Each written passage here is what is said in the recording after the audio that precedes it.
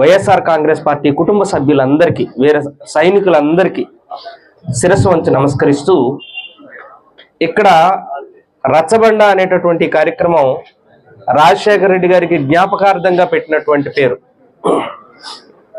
ఆ రోజు ఆయన రచ్చబండ అనేటటువంటి కార్యక్రమం ద్వారా ప్రజల్లో ఉన్నటువంటి ప్రతి ఇబ్బందిని తెలుసుకోవాలి అనేటటువంటి సత్సంకల్పంతో ఈ కార్యక్రమాన్ని ఏర్పాటు చేశారు. అందుకని ఈరోజు ప్రజా ఇబ్బందులను మనం తెలియజేయటానికి ఒక వేదికగా ఏర్పాటు చేయడానికి రచ్చబండ అనే నామకరణం చేయడం జరిగింది. ఈ రచ్చబండలో మనం ఈరోజు తీసుకున్నటువంటి ప్రధానమైనటువంటి అంశం, పేదల పక్షపాతిగా తాను తీసుకున్నటువంటి నిర్ణయాన్ని వ్యతిరేకిస్తూ కార్పొరేట్ డార్లింగ్ గా పేరు పొందినటువంటి నారా చంద్రబాబు నాయుడు తన దగుల్బాజీ పాలన, తన దుర్మార్గపు పాలన, తన దౌష్టికపు పాలన సాగిస్తూ పేదవాడికి అందాల్సినటువంటి వైద్య విద్యను ప్రభుత్వ పరం నుంచి తీసివేసి ప్రభుత్వ యాజమాన్యాల చేతిలో నుంచి ప్రైవేటు యాజమాన్యాల చేతిలో పెడుతూ పేదవాడికి వైద్య విద్యను దూరం చేసేటటువంటి ఈ దుర్మార్గపు చర్యను వ్యతిరేకించడం అనేటటువంటి కార్యక్రమాన్ని రూపొందించినందుకు ముందు బీసీ, ఎస్సీ, ఎస్టీ, మైనారిటీ, ఈ రాష్ట్రంలో ఉన్నటువంటి ప్రతి పేద, బడుగు, బలహీన వర్గాల వాళ్ళు వ్యతిరేకించాల్సినటువంటి అంశం. వీళ్ళకి చాలా మందికి ఈ ప్రైవేట్ మెడికల్ కాలేజీలను ప్రైవేటైజ్ చేస్తే మాకు వచ్చే నష్టం ఏంటి అనేటటువంటిది అర్థం కావట్లేదు.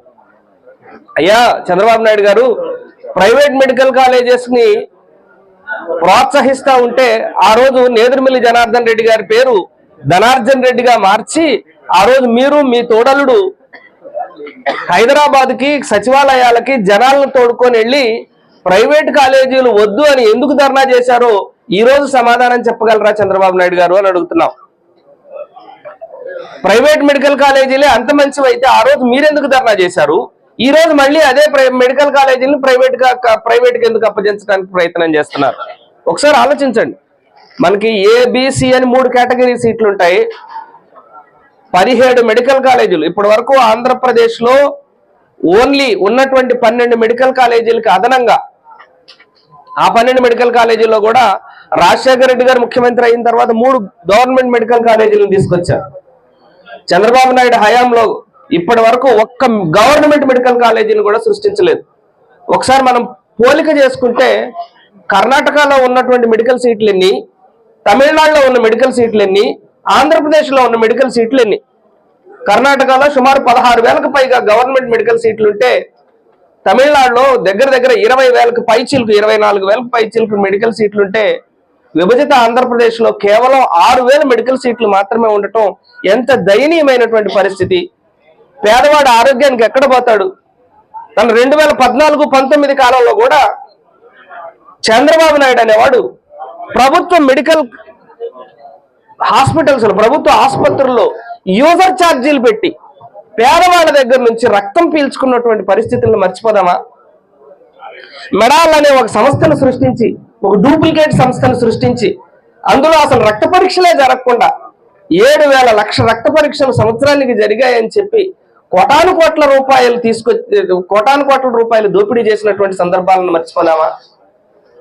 కానీ జగన్మోహన్ రెడ్డి గారు 5 సంవత్సరాల కాలంలో ఎన్ని వైద్యపరమైనటువంటి సంస్కరణలు చేశారో ఒక్కసారి జ్ఞాపకం చేసుకుందామా? ఆంధ్రప్రదేశ్ లో ఇన్ని సంవత్సరాల ఆంధ్రప్రదేశ్ జీవిత చరిత్రలో ఏనాడు కూడా ఒక్క వైరాలజీ ల్యాబ్ ను కూడా కట్టలేనటువంటి ఈ ప్రభుత్వాలకి బుద్ధి చెబుతూ, సిగ్గు చెబుతూ కరోనా కాలంలో 14 వైరాలజీ ల్యాబ్లను ఆంధ్రప్రదేశ్ లో సృష్టించినటువంటి మహోన్నతమైన దార్శనికుడు అండి జగన్మోహన్ రెడ్డి అంటే. మెట్టెక్ జోన్ ని అలా వదిలేస్తే దాన్ని పీపీఈ కిట్లు ఏర్పాటు చేయడానికి యాక్టివేట్ చేసి దాన్ని పనితనాన్ని మెరుగుపరిచినటువంటి ఒక గొప్ప పేదల పక్షపాత అండి జగన్మోహన్ రెడ్డి అంటే. ఎవరైనా ఊహించారా ఇంటింటికి వచ్చి వైద్య పరీక్షలు చేస్తారని? ఒక్కడైనా ఏ పేదవాడైనా ఊహించాడా?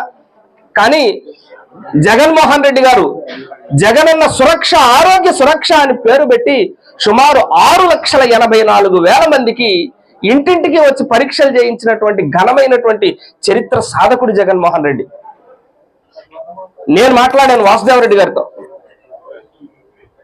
ఆయన ఎంత చక్కగా చెప్పాడంటే, ఆయన అమెరికాలో తన వైద్య సేవలు అందిస్తా ఉంటే అంటే రాత్రిపూట అయితే ఆయన ఫ్రీగా ఉంటాడని చెప్పి ఆయనతో మాట్లాడి అంటే మీకు ఇక్కడ 2 నిమిషాలు మాట్లాడచ్చా సార్? సరే సరే. అయితే మనకున్నటువంటి డాక్టర్ పేషెంట్ రేషియో చాలా తక్కువ. అంటే చాలా తక్కువ అంటే డాక్టర్లు చాలా తక్కువ మంది, పేషెంట్ రేషియో ఎక్కువ.